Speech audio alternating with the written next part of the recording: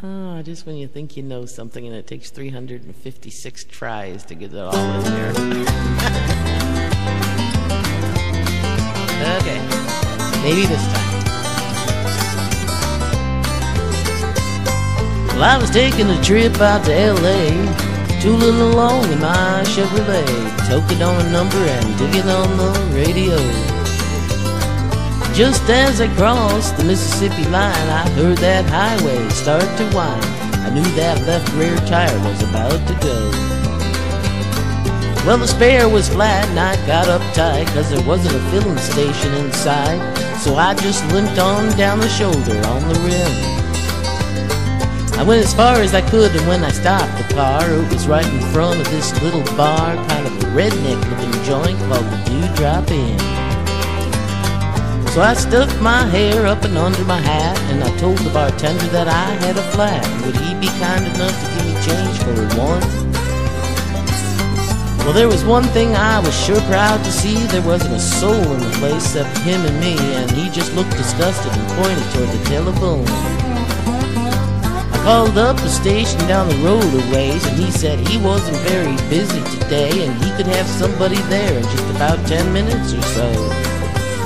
He said, "Now you just stay right where you're at." I didn't bother telling the darn fool I sure as hell didn't have any place else to go. I just ordered up a beer and sat down at the bar when some guy walked in, and he said, "Hey, who owns that car with the peace sign, the mad wheels, and the 4 on the floor?" Well, he looked at me and I damn near died, and I decided that I'd just wait outside. So I laid $1 on the bar and headed for the door. Just when I thought I'd get out of there with my skin, these 5 big dudes come strolling in, with this one old drunk chick and some fellow with green teeth.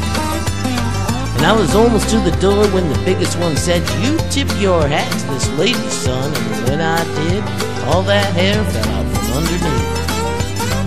Now the last thing I wanted was to get in a fight in Jackson, Mississippi on a Saturday night, especially when there was 3 of them and only 1 of me.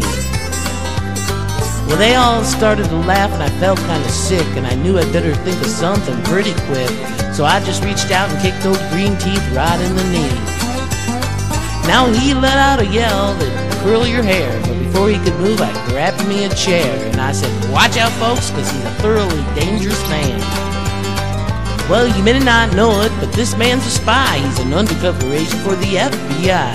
He's been sent down here to infiltrate the Ku Klux Klan. He was still bent over holding on to his knee, but everyone else was looking and listening to me, and I laid it on thicker and heavier as I went. I said, "Would you believe this man has gone as far as tearing Wallace stickers off the bumpers of cars, and he voted for George McGovern for president.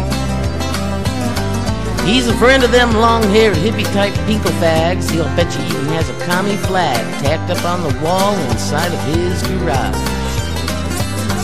He's a snake in the grass, I tell you guys. He may look dumb, but that's just a disguise. He's a mastermind in the ways of espionage." They all started looking real suspicious at him, and he jumped up and he said, "Now just wait a minute, Jim. You know he's lying. I've been living here all my life. I'm a faithful follower of Brother John Birch, and I belong to the Anatoke Baptist Church, and I ain't even got a garage. You can call home and ask my wife." Then he started saying something about the way I was dressed, but I didn't wait around to hear the rest. I was too busy moving and hoping I didn't run out of luck. And when I hit the ground, I was making tracks, and they were just taking my car down off the jack. So I threw the man a 20 and jumped in and fired that mother up. Mario Andretti would have sure been proud of the way I was moving when I passed that crowd, coming out the door and headed toward me in a trot.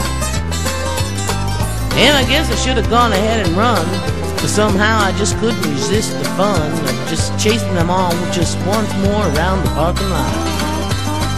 Well, they headed for their car, but I hit the gas and spun around and headed them off at the pass. I was slinging gravel and putting a ton of dust in the air.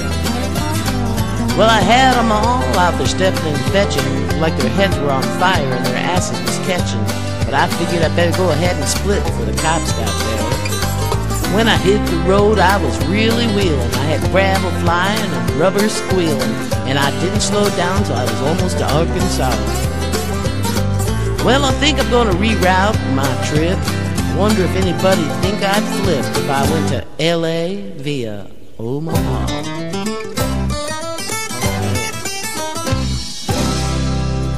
That's it. I'm not gonna do it again.